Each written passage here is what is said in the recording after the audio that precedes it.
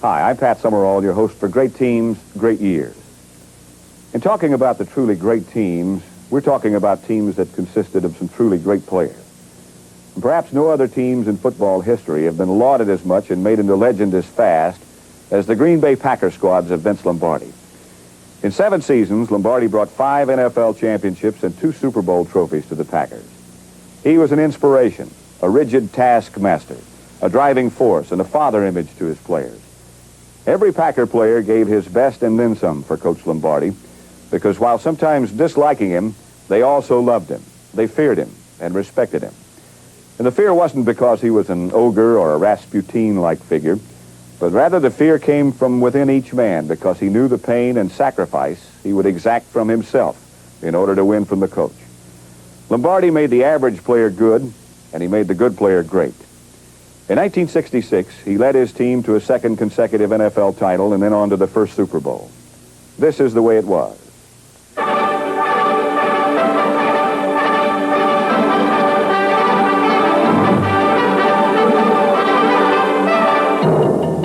The Packers are the irresistible force in pro football. A sort of force of nature. The river that won't stay away from your door. The boulder in Boulder Dam.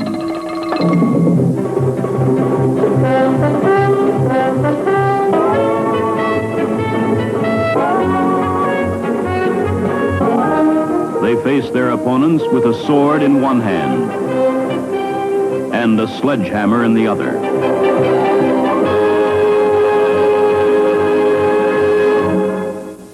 The Packers are tactically correct on nearly every play. The play mix is delicate and varied. Not every call works, of course, but nearly every call is the right one.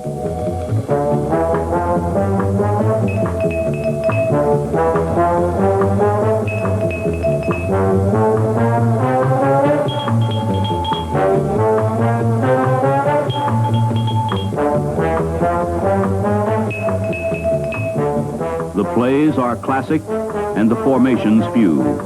They have an offense that can challenge every part of a defense, but it's not fancy.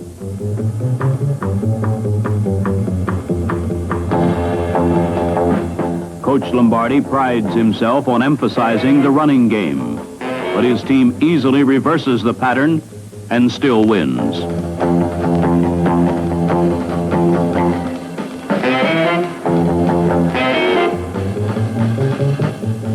Quarterback Bart Starr has often been referred to as a percentage passer, which implies he goes for the shorter, more easily completed passes. And yet last season, 9 of his 14 touchdown passes were on plays beyond 40 yards. His receivers have been better this season than ever before, though they're all the same people. The greatest improvement has come from tight end Marv Fleming, number 81. At 6'4", 235 pounds, he outweighs defensive backs by 40 pounds. Swift Carroll Dale at split end is the most dangerous long-distance threat.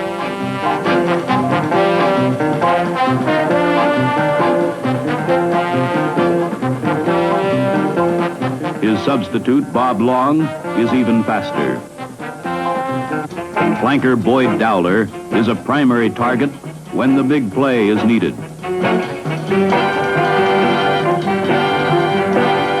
The Packers frequently prefer to use halfback Elijah Pitts on swing passes and circle routes. Starr's favorite stunt on third down is to find fullback Jim Taylor emerging late from the backfield. With the exception of Starr, it is difficult to single out any one member of the Packer offensive machine. It's like naming the best part of a Rolls Royce. Gives Green Bay its personality as a team. In the defensive backfield, there is all kinds of talent, ranging from Willie Wood, the ball-hawking free safety, to Herb Adderley, number 26, who hasn't made a tackle below the jawline in years.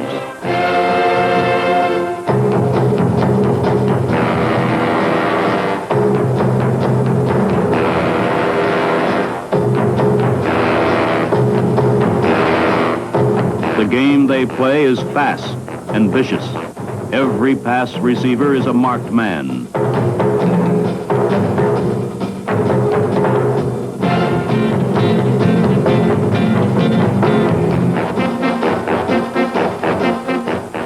But if there is a player other teams love to hate, it's Ray Nitschke, number 66, Green Bay's all-pro middle linebacker.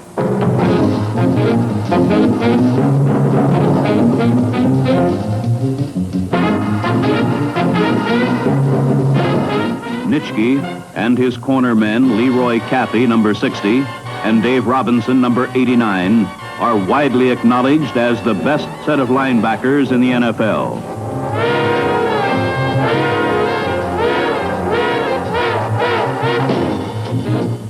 The front four consists of Willie Davis, Henry Jordan, Ron Kostelnik, and Lionel Aldridge. Their pass rush is so effective that the Packers blitz the linebackers less than any other pro team.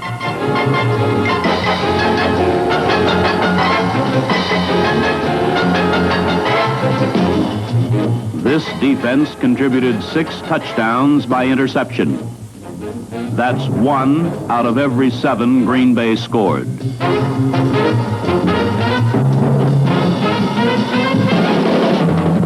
In 1966, the Packers combined their near-perfect defense with a steady offense to claim their 4th world title in the last 8 seasons. They won 14 out of 16 games and came within 4 points of an undefeated season.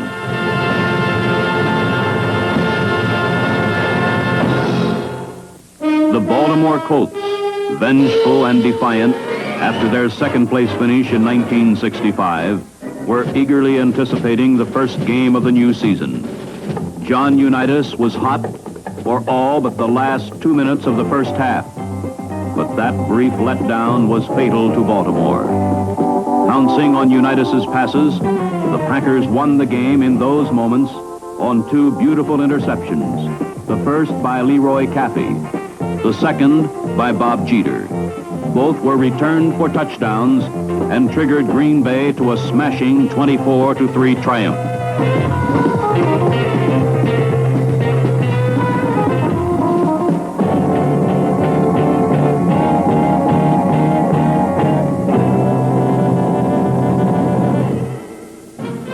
In the third game of the season, the Packers figured to have their hands full with a Ram team that was also unbeaten. They made it look easy. Bart Starr found the Los Angeles defense to his liking and passed Green Bay to an easy victory and sole possession of first place.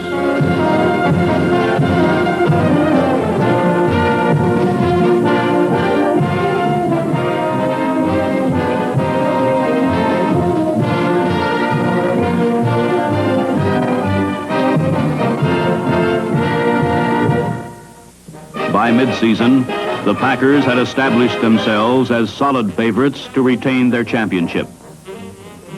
The Atlanta Falcons were the Packers' 7th opponent. The league's youngest member never had a chance.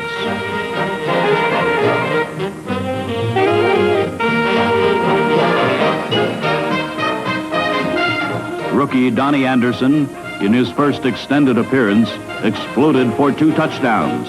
One on a sparkling 77-yard punt return.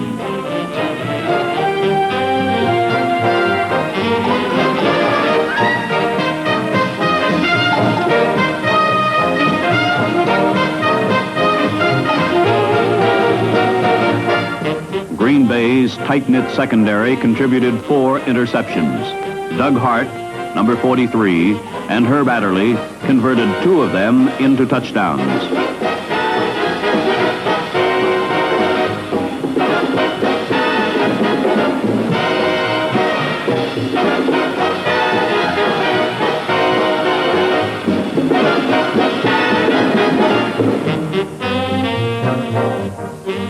Final score, Green Bay 56, Atlanta 3.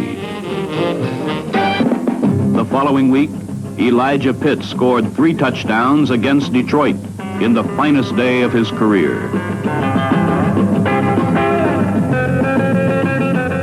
got the first one with a 4-yard run in the second period. And in the gray twilight, he concluded the afternoon scoring with a 3-yard plunge. In between, he dominated the contest.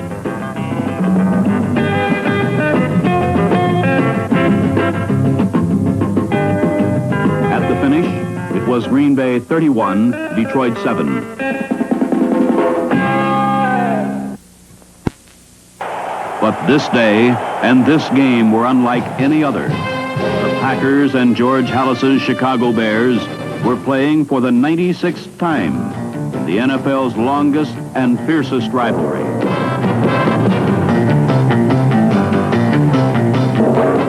It was a raw, mean, old-fashioned professional football game.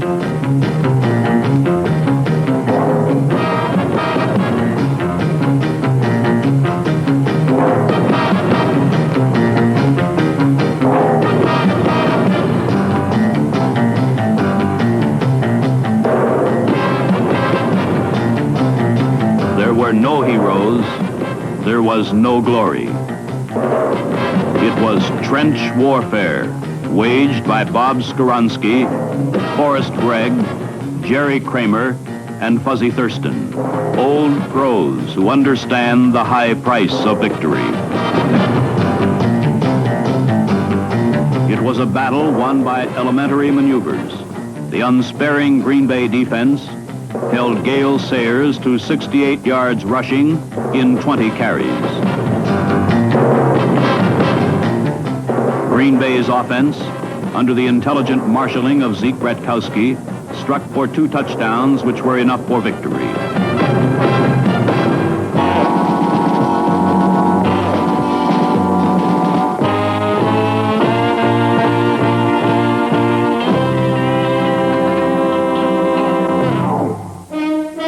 A bright autumn moon provided a backdrop for a story of revenge.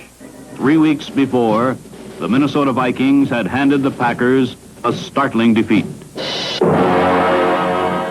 But today, Green Bay simply outclassed the Vikings. They out-defensed them, outran them, and out-scrambled them.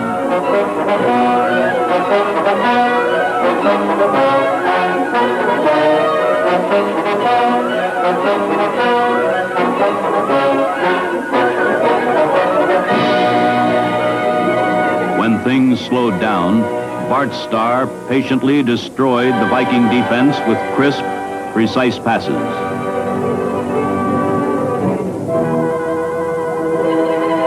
Jim Taylor, Green Bay's savage fullback, was knocked senseless in the first quarter. After a short breather on the sideline, Taylor returned to the game and blasted to a 14-yard touchdown, which put the Packers in command 21-3 at the half.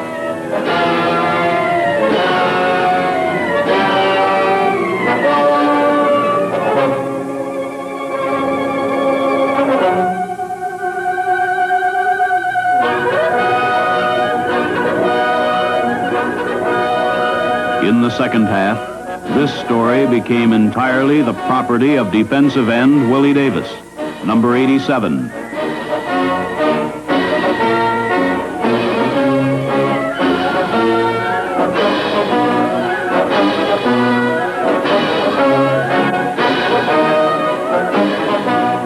It was he who struck the deadly blows, made the vital moves, which placed victory far beyond Minnesota's reach.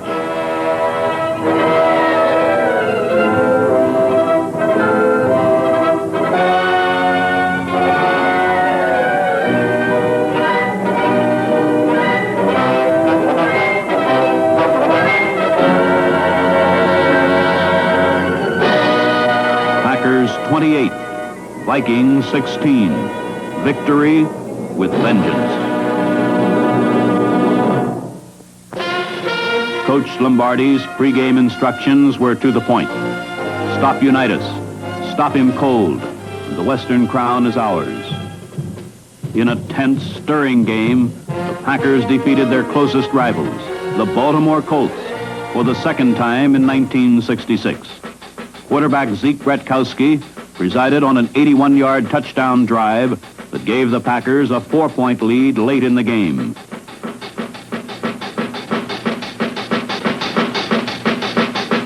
Unitas, in typical fashion, drove his team downfield in the waning minutes.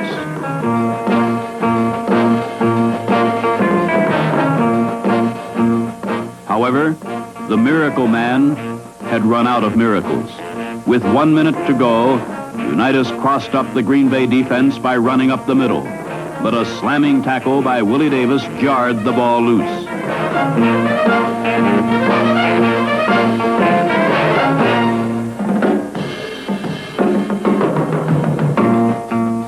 Dave Robinson recovered for the Packers, and the Colts' championship dreams, glimmering anyway, were turned to ashes.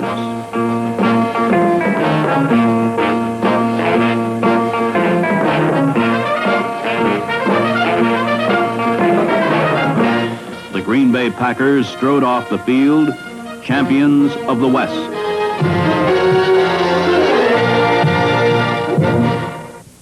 I'm Steve Garvey, and I'm